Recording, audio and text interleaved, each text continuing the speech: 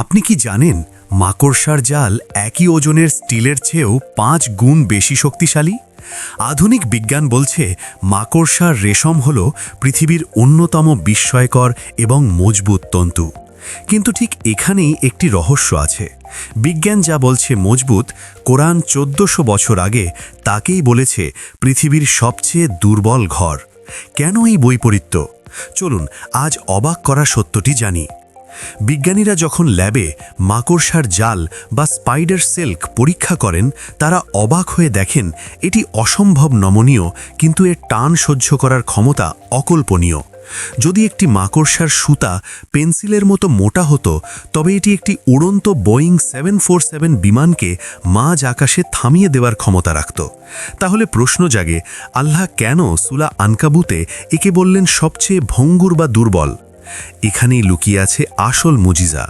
কোরআন জালের সুতাকে দুর্বল বলেনি, বরং বলেছে মাকড়সার ঘর বা ব্যয় দুর্বল। একটু চিন্তা করুন, একটি জালের সুতা শক্ত হলেও তা কি রোদ, বৃষ্টি বা ঝড় থেকে মাকড়সাকে রক্ষা করতে পারে? না, এর কোনো দেওয়াল নেই, ছাদ নেই। এমনকি জীববিজ্ঞানীরা দেখেছেন মাকড়সার পারিবারিক সম্পর্ক পৃথিবীর সবচেয়ে ভঙ্গুর।